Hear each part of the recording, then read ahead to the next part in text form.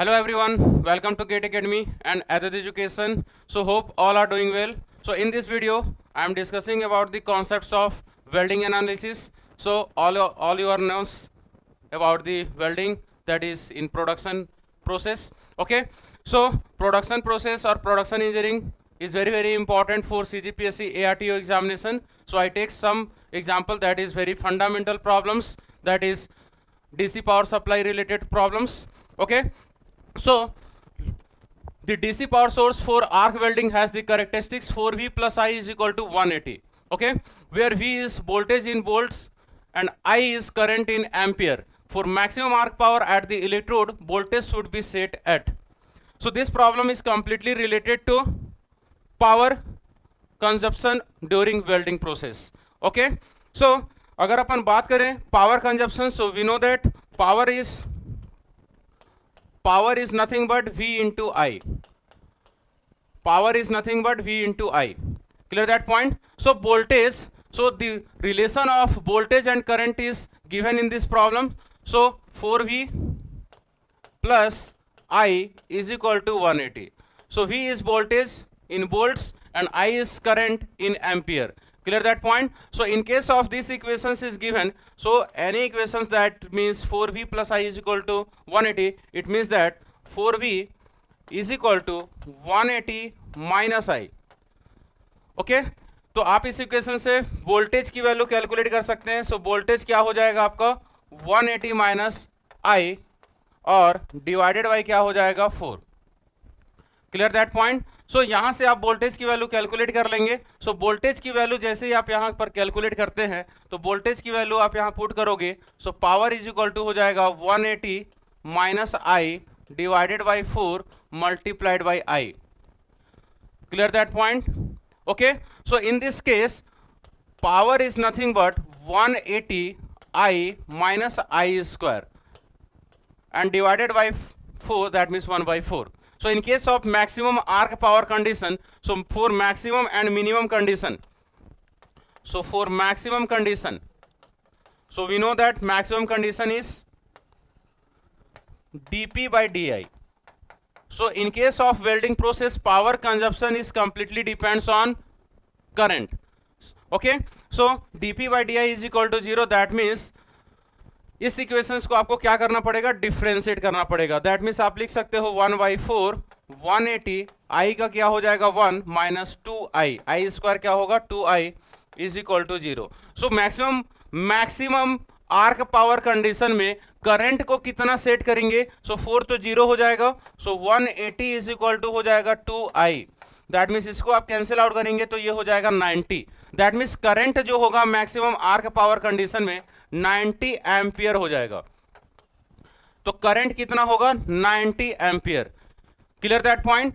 Okay, so current जो है maximum arc power में कितना सप्लाई हो रहा होगा 90 ampere. According to this relation 4V plus I is equal to 180, ये रिलेशन आपको गिवन है. सो मैक्सिमम आर्क कंडीशन पे करंट आप कैलकुलेट कर चुके हो. इसको अगर आप यहां पुट करते हैं 4V, see carefully, so that 4V plus I, so I is nothing but 90 is equal to 180, is equal to 180. So that 4V is equal to 180 minus 90, that is 90. So V is equal to 90 by 4, that is इसको आप cancel out कर सकते हो.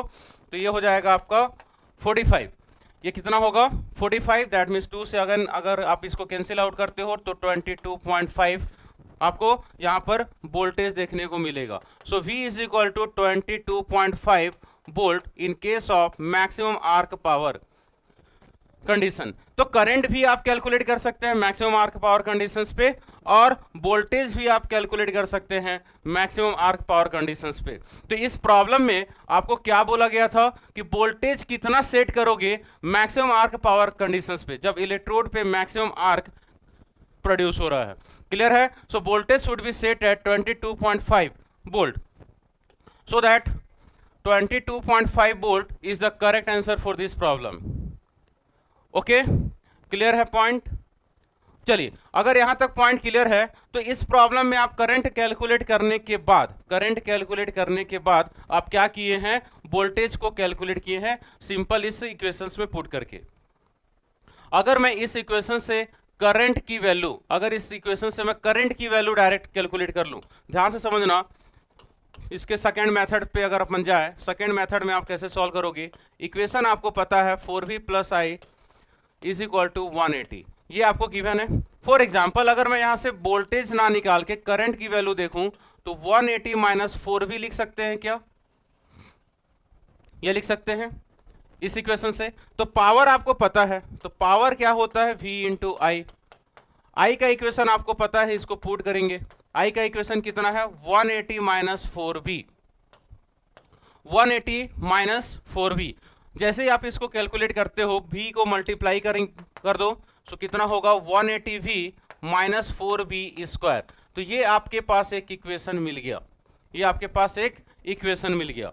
जैसे ये equation मिलता है आपको, वैसे ही आप क्या करते हैं, वैसे ही simply for maximum arc power condition, so maximum arc power conditions की अगर अपन बात करें तो क्या होगा, power dp upon, so power is completely depends on current and voltage, so that dp by dv is equal to 0 आप भी लिख सकते हो।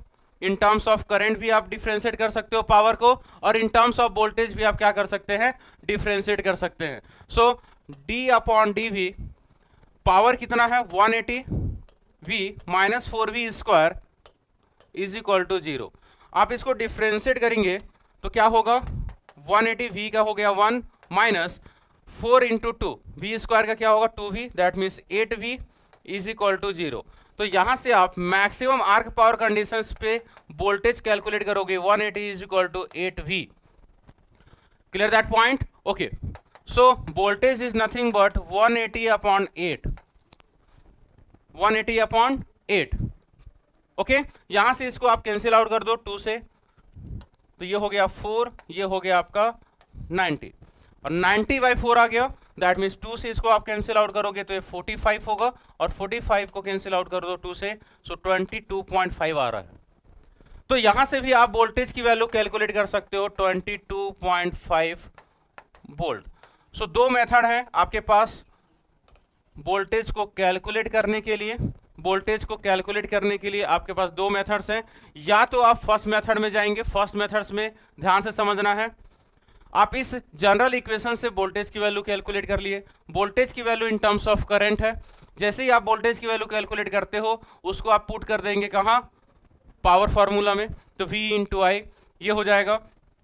जैसे ही आप पावर का equation in terms of current निकाल लिए, जब ये पावर का equation in terms of current है, so maximum power conditions dp by di because of power consumption is complete depends on current. आप डिफ्रेंशिएट कर दोगे तो आप मैक्सिमम पावर कंडीशन में करंट कितना सेट करोगे ये आप कैलकुलेट कर सकते हो। तो ये भी इंपॉर्टेंट है, करंट कैसे कैलकुलेट करोगे, ठीक है। और जैसे ही करंट आप कैलकुलेट कर लेते हो मैक्सिमम पावर कंडीशन पे, तो अगर आप जनरल इक्वेशन में करंट 90 अगर पुट करते हो, इसका मतलब ये जो वोल्टेज मिल रहा है ये मैक्सिमम आर्क पावर कंडीशन पे मुझे मिलेगा। इसका मतलब ये वोल्टेज जो है मैक्सिमम आर्क पावर कंडीशन पे मिला है।